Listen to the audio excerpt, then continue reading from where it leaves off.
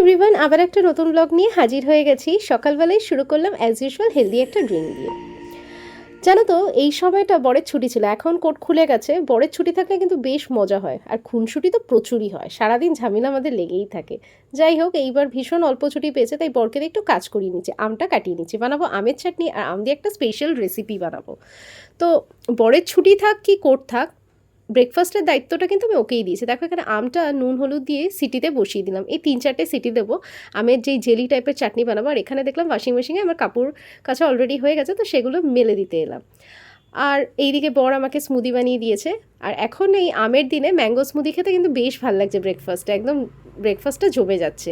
তারপরে আমি এখানে মোচা বানাবো, তো ছোলা আর মোচা পরিমাণ মতো নুন আর হলুদ দিয়ে সিদ্ধ বসিয়ে দিলাম। এখানে দেখো, আমের চাটনির জন্য আমি ফোড়নে দিলাম 5 ফোড়ন আর শুকনো লঙ্কা। আর এখানে একটা ড্রাই রোস্ট করে নিয়েছিলাম মশলাটাকে, তো সেখানে ছিল 5 ফোড়ন, রাঁধুনি, তোমার শুকনো লঙ্কা, আর হচ্ছে মৌরি। আর কিছুই না, গুড় দিয়েছিলাম আর একটু বিট নুন দিয়ে, বাস নামানোর আগে ভাজা মশলাটা দিয়ে নামিয়ে দিলাম। এখানে দেখো, চিংড়ি মাছ নিয়েছি, মোচায় দেবো, আর এই নুন হলুদ আর তোমার সর্ষে তেল দিয়ে মাখিয়ে নিচ্ছি কাতলা মাছের পেটি।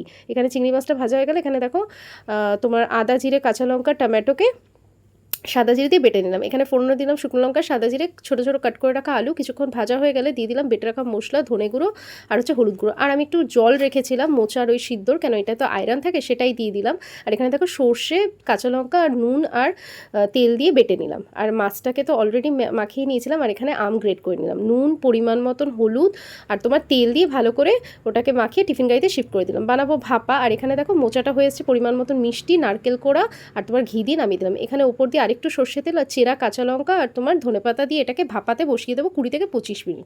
এইভাবে একবার কাতলা ভাপা ট্রাই করতে পারো, ভীষণ ভালো লাগে। আর আমটা দিলে না, এর টেস্টটা যে এত ভালো লাগে কি আর বলবো তোমাদেরকে। তো আজকের মেনু সিম্পল, দেখো, মোচা ছোলা দিয়ে চিংড়ি মাছ আর তোমার এই কাতলা মাছের ভাপা আম দিয়ে, আর হচ্ছে আমের চাটনি। আমি কিন্তু খুব একটা চাটনি লাভার নয়, তবে এই আমের জেলি টাইপের চাটনিটা খেতে কিন্তু বেশ লাগে। আর ওই ভাজা মশলাটা দেওয়াতে না এত টেস্টি লাগে। তারপরে তো খাওয়া দাওয়া কমপ্লিট হয়ে বড় একদম আইসক্রিম হাজির করে দিল। আবার এখানে কায়দা করে একটুখানি তালশাঁস তোমার ছোটো ছোটো পিস করে দিয়েছে। আর এই দেখো, আজকে শ্যুজও ধুয়েছে, ওর শ্যুজগুলো। আর এখানে আবার সন্ধেবেলা দেখতে দেখতে হয়ে গেল। বড় ছুটি থাকলে না কখন কোনখান থেকে টাইম বেরিয়ে যায় বোঝাই যায় না।